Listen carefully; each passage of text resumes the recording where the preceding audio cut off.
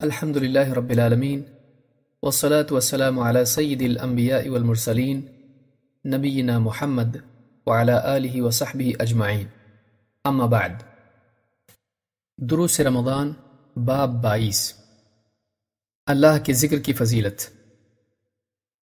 اللہ کا ذکر صالحین کے قلوب کی غذا ہے، بلکہ ذکر ہی سے قلوب کی حیات ہے۔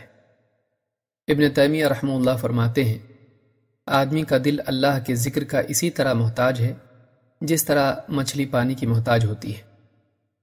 دیکھ لو، مچھلی کو پانی سے الگ کر دیا جائے تو اس کا کیا حال ہوتا ہے۔ مچھلی پانی کے بغیر جی نہیں سکتی۔ اگر مچھلی کو پانی سے الگ کر کے زمین پر ڈال دیا جائے تو تڑپنے لگتی ہے اور کچھ وقت کے بعد مر جاتی ہے۔ بس یہی حال اس دل کا ہوتا ہے جو اللہ کی یاد سے منقطع ہو جائے۔ ایسا دل ایک نامعلوم سی بے چینی میں مبتلا ہو جاتا ہے۔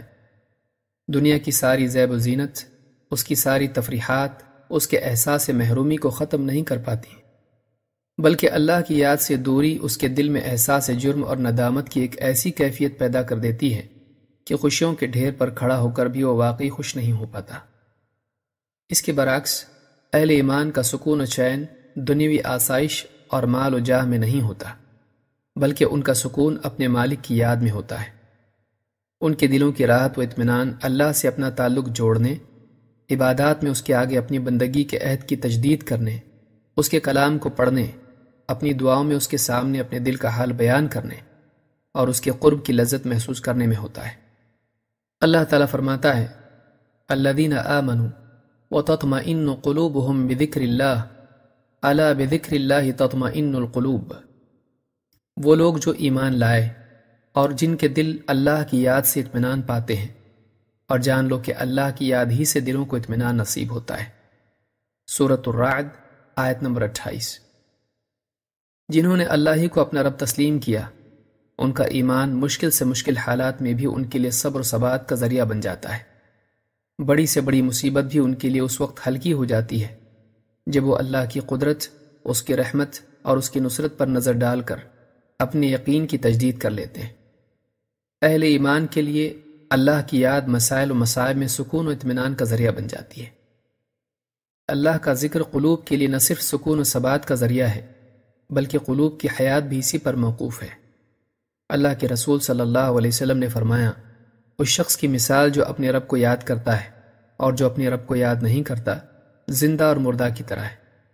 اس حدیث کو امام بخاری اور مسلم نے روایت کیا ہے۔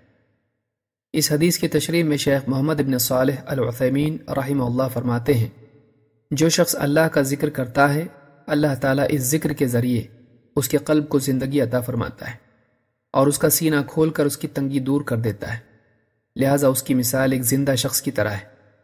اس کے برعکس جو شخص اللہ کو یاد نہیں کرتا، اس کے دل کو کبھی اطمینان نصیب نہیں ہوتا اور نہ ہی اسے اسلام پر شرح صدر نصیب ہوتا ہے، بس اس کا حال ایک بے حس مردے کی طرح ہو جاتا ہے۔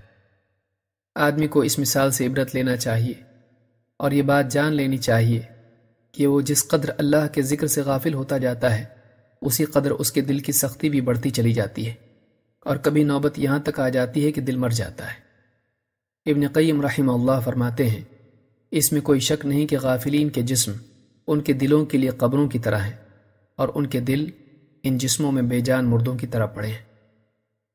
لہٰذا رمضان المبارک میں ضروری ہے کہ دوسرے اعمال کے ساتھ ساتھ ہم اللہ تعالیٰ کے ذکر کا بھی اہتمام کریں اور اس کی حمد و ثنا، تسبیح و تکبیر کو اپنی قلوب کی حیات کا ذریعہ بنائیں، بلکہ ہم اللہ کے ذکر کے اس قدر عادی ہو جائیں کہ موت کے وقت بھی بلا مشقت زبان پر اللہ کا ذکر جاری ہو جائے۔ معاذ بن جبل رضی اللہ تعالیٰ عنہ فرماتے ہیں، میں نے اللہ کے رسول صلی اللہ علیہ وسلم سے پوچھا، اللہ تعالیٰ کے نزدیک تمام اعمال میں سب سے محبوب ترین عمل کیا ہے؟ آپ نے فرمایا، تجھے اس حال میں موت آئے کہ اللہ کے ذکر سے تیری زبان تر و تازہ ہو۔ اس حدیث کو امام ابن حبان، طبرانی اور امام البیہقی نے شعب الایمان میں روایت کیا ہے۔ اللہ تعالیٰ کا ذکر اللہ کے عذاب سے نجات کا ذریعہ ہے۔ اللہ کے رسول صلی اللہ علیہ وسلم نے فرمایا، کسی شخص نے اللہ کے ذکر سے بہتر کوئی عمل نہیں کیا جو اس کے لیے اللہ کے عذاب سے نجات دلانے کا سبب ہو۔ اس حدیث کو امام احمد نے اور اسی طرح سے امام الطبرانی نے اپنی کتاب الاوسط اور الصغیر میں روایت کیا ہے۔ اس ساری گفتگو کا حاصل یہ ہے کہ رمضان المبارک کے قیمتی لمحات کو ادھر ادھر کی فضول باتوں میں ضائع کرنے کی بجائے اللہ کے ذکر میں صرف کرنا چاہیے۔ اپنی زبان کو مخلوق کے تذکروں میں تھکانے کی بجائے صبح و شام اور عام اوقات میں بھی اللہ تعالیٰ کی تسبیح و تحمید اور تکبیر و تحلیل کا اہتمام کرنا چاہیے، اور موت سے پہلے آخرت کے لیے نیکیوں کا ذخیرہ جمع کر لینا چاہیے۔ اقول هذا واستغفر الله لي ولكم۔